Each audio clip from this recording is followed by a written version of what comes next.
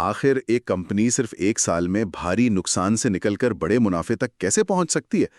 یہ سوال کسی بھی بزنس تھرلر کا پلاٹ ہو سکتا ہے۔ آج ہم ایک ایسی ہی حقیقی کہانی کا جائزہ لے رہے ہیں۔ ہمارے سامنے ہے فرنٹیئر سیرامکس لمیٹڈ یعنی FRCL۔ ہمارے ہاتھ ایک انویسٹر چیک لسٹ لگی ہے جو اس کمپنی کے نمبرز کی ساری کہانی کھول کر ہمارے سامنے رکھ دیتی ہے۔ تو ہمارا مقصد صرف یہ نہیں کہ ہم ان اعداد و شمار کو پڑھیں، بلکہ یہ سمجھنے کی کوشش کریں گے کہ اس ڈرامائی تبدیلی کے پیچھے آخر چھپا کیا ہے۔ کیا یہ محض قسمت کا کھیل تھا یا ایک شاندار حکمت عملی؟ تو چلیے اس کی تہوں میں اترتے ہیں۔ اور ایسی کہانیاں ہمیشہ سب سے زیادہ دلچسپ ہوتی ہیں کیونکہ یہ ہمیں کسی بھی کاروبار کے دل میں جھانکنے کا موقع دیتی ہیں۔ یہ صرف نمبرز کی کہانی نہیں ہوتی، یہ فیصلوں، خطروں اور کامیابی کی کہانی ہے۔ بالکل۔ تو آئیے شروع کرتے ہیں۔ یہ فرنٹیئر سیرامکس کی کرتی کیا ہے؟ ان کا کام کیا ہے؟ بہت سادہ الفاظ میں یہ لوگ ٹائلز بناتے ہیں۔ ٹائلز؟ جی، سیرامک کی بنی ہوئی فرش اور دیواروں کی ٹائلز۔ ان کا ایک مشہور برانڈ فورٹے کے نام سے بھی ہے، جو آپ نے شاید تعمیراتی مارکیٹ میں دیکھا ہو۔ تو جب بھی کوئی گھر، دفتر یا پلازا بنتا ہے تو اس کے فنشنگ میں ان کی مصنوعات استعمال ہو سکتی ہیں۔ اچھا، اس کا مطلب تو یہ ہوا کہ ان کی قسمت کا ستارہ سیدھا ملک کے کنسٹرکشن سیکٹر سے جڑا ہوا ہے۔ آپ نے بالکل درست پکڑا۔ جب عمارتیں بنیں گی تو ٹائلیں بکیں گی، ورنہ نہیں۔ جی، یہ ایک سائیکلیکل انڈسٹری کا حصہ ہے، یعنی ان کا کاروبار معیشت کے پہیے کے ساتھ گھومتا ہے۔ جب معیشت میں تیزی ہو، حکومت انفراسٹرکچر پر پیسہ لگائے یا ریئل اسٹیٹ سیکٹر عروج پر ہو تو ان کی فروخت آسمان سے باتیں کرتی ہے۔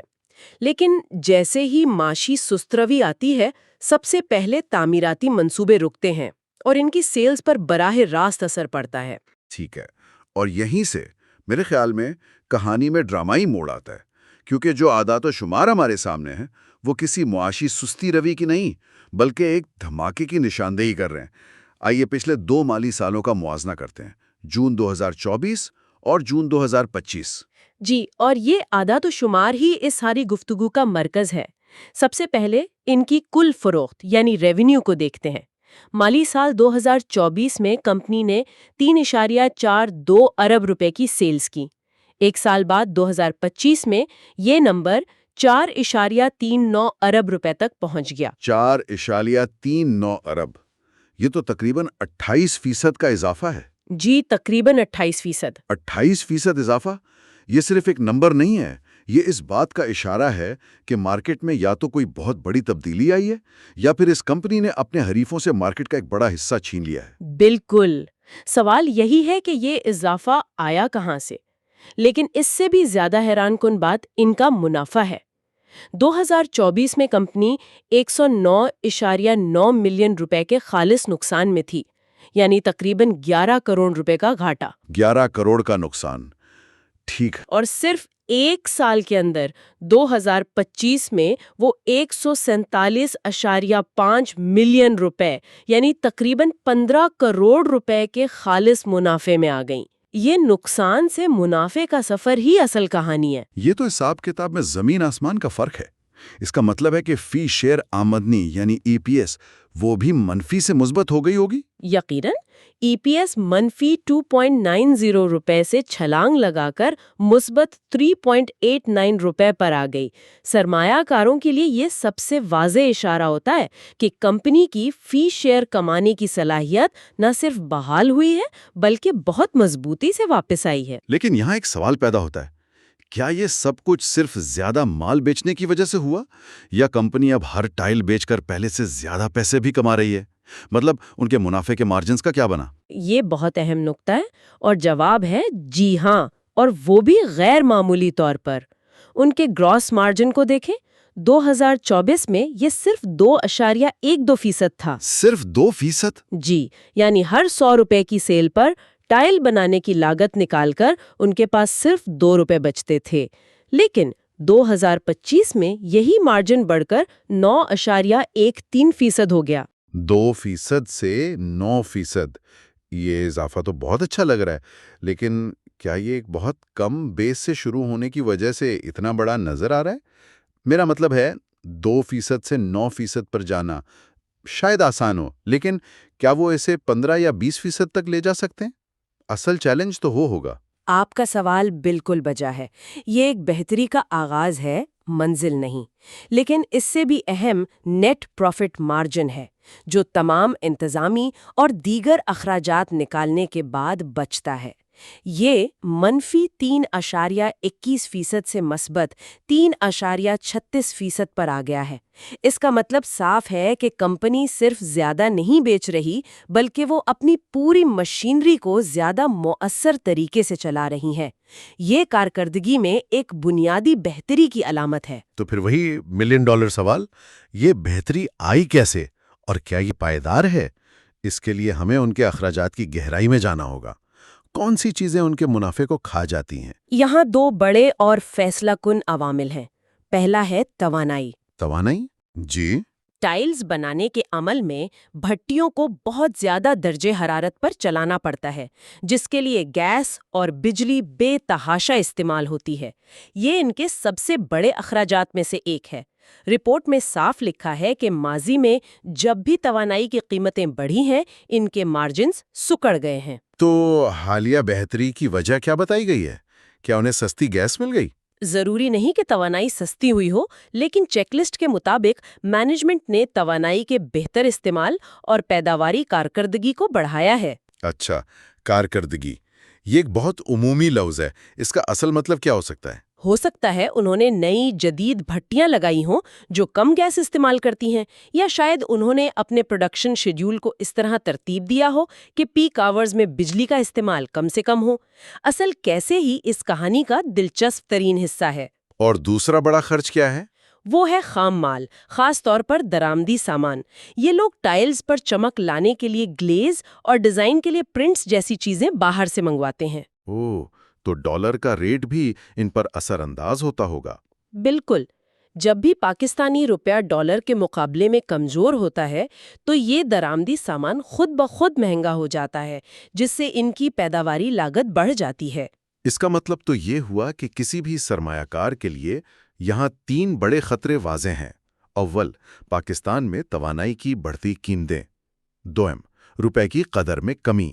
اور سوم، جس کا ہم نے شروع میں ذکر کیا، تعمیراتی شعبے میں سستی۔ صحیح، اور یہ تینوں چیزیں ان کے کنٹرول سے باہر ہیں۔ جی، اور ہماری چیک لسٹ میں ان تینوں چیزوں کو لازمی ٹریک کرنے والے اشارے کے طور پر نشان زد کیا گیا ہے۔ یعنی ان پر نظر رکھے بغیر اس کمپنی میں سرمایہ کاری کا فیصلہ کرنا آنکھیں بند کر کے تیر چلانے کے مترادف ہے۔ کمپنی اپنا گھر جتنا بھی ٹھیک کر لے، اگر باہر طوفان آ جائے تو وہ متاثر ضرور ہوگی۔ ٹھیک ہے، یہ کارکردگی تو بہت اچھی لگ رہی ہے، لیکن کیا مارکیٹ بھی اس کہانی پر یقین کر رہی ہے؟ کیا اس اسٹاک کی قیمت میں بھی یہ جوش نظر آ رہا ہے؟ اچھا سوال ہے۔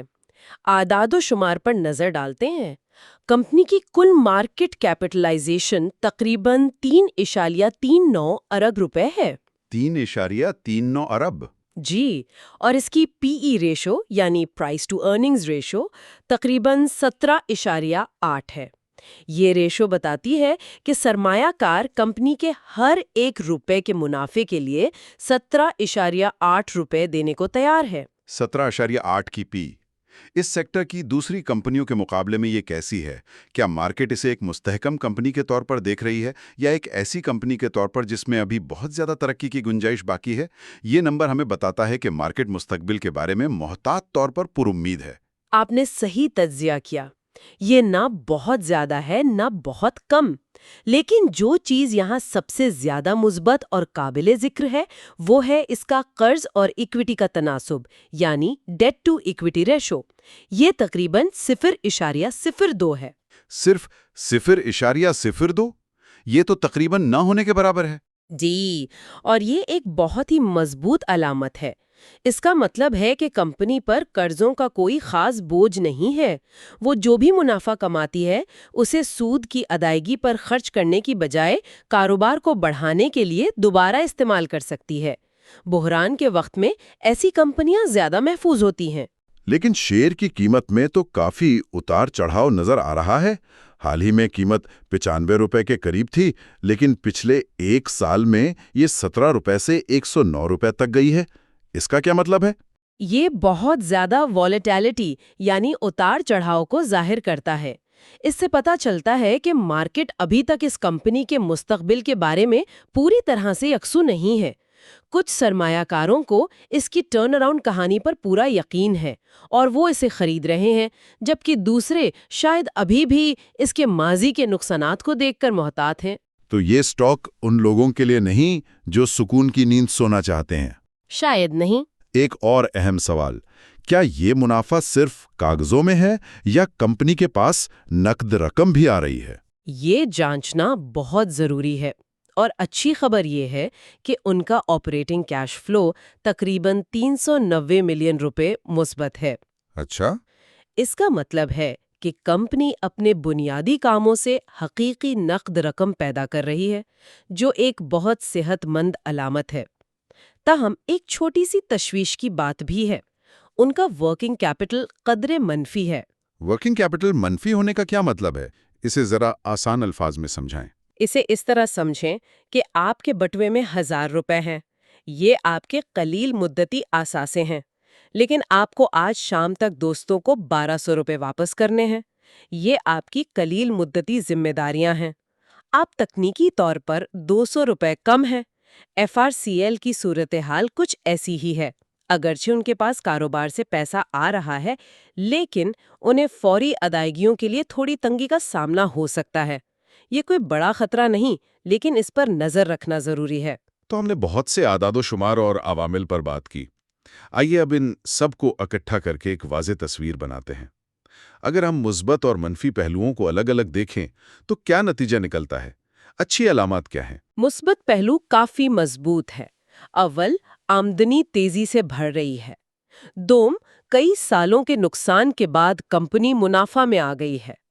تیسرا، مارجنز بہتر ہو رہے ہیں، جو آپریشنل کارکردگی کی دلیل ہے۔ اور چہارم، سب سے اہم، کمپنی قرضوں سے تقریباً پاک ہے، جو اسے مالی استحکام دیتا ہے۔ یہ تو ایک مضبوط کیس لگ رہا ہے، لیکن خطرے کی گھنٹیاں کہاں بج رہی ہیں؟ خطرات کا تعلق، جیسا کہ ہم نے بات کی، وسیع تر معیشت سے ہے۔ پہلا، یہ تعمیراتی شعبے کے رحم و کرم پر ہے۔ دوسرا، توانائی کی قیمتیں ایک ایسی تلوار ہے جو ہمیشہ ان کے سر پر لٹکتی رہتی ہے۔ تیسرا، کیش فلو کی صورتحال ملی جلی ہے۔ آپریٹنگ کیش فلو اچھا ہے، لیکن ورکنگ کیپٹل پر نظر رکھنے کی ضرورت ہے۔ اور آخر میں ہمیں یہ نہیں بھولنا چاہیے کہ یہ بہتری بہت حالیہ ہے، اس سے پہلے کے سال نقصانات سے بھرے تھے۔ تو خلاصہ یہ ہے کہ فرنٹیئر سیرامکس ایک کلاسک ٹرن اراؤنڈ کہانی پیش کر رہی ہے۔ حالیہ کارکردگی متاثر کن ہے، لیکن وہ ایک ایسے ماحول میں کام کر رہی ہے جہاں بیرونی عوامل کا بہت گہرا اور فوری اثر پڑتا ہے۔ انہوں نے اپنی کشتی تو ٹھیک کر لی ہے، لیکن سمندر ابھی بھی طوفانی ہے۔ بالکل۔ سب سے اہم نقطہ یہ ہے کہ کمپنی کی اندرونی بہتری نے اسے یقیناً ایک بہتر پوزیشن میں لا کھڑا کیا ہے، لیکن اس کی حتمی قسمت اب بھی پاکستان کی معاشی صحت سے جڑی ہوئی ہے۔ چیک لسٹ بھی یہی کہتی ہے کہ اس اسٹاک پر غور کرنے والے کسی بھی شخص کے لیے توانائی کی قیمتوں، روپے کی شرح تبادلہ اور تعمیراتی سرگرمیوں کے ڈیٹا پر نظر رکھنا انتہائی ضروری ہے۔ یہ ایک بہترین خلاصہ ہے۔ اس سے پہلے کہ ہم ختم کریں، میں چاہوں گی کہ آپ ایک حتمی سوچ پیش کریں۔ اس سارے تجزیے کے بعد وہ کون سا ایک بڑا سوال ہے جو کسی بھی سنجیدہ شخص کے ذہن میں رہنا چاہیے؟ میرے خیال میں یہ ڈیٹا ایک اہم آپریشنل تبدیلی کو ظاہر کرتا ہے۔ غور کرنے کے لیے کلیدی سوال یہ ہے کہ اس کامیابی کا کتنا حصہ کمپنی کی اپنی بہتر کارکردگی، بہتر حکمت عملی اور بہتر مینجمنٹ کی وجہ سے ہے، اور کتنا حصہ صرف سازگار معاشی حالات کی ایک عارضی لہر پر سوار ہونے کی وجہ سے ہے۔ کسی کمپنی کی حقیقی مہارت اور محض اچھے قسمت کے درمیان فرق کرنا ہی شاید سرمایہ کاری کا سب سے مشکل اور سب سے اہم حصہ ہوتا ہے۔ اس سوال کا جواب ہی اس کمپنی کے مستقبل کا تعین کرے گا۔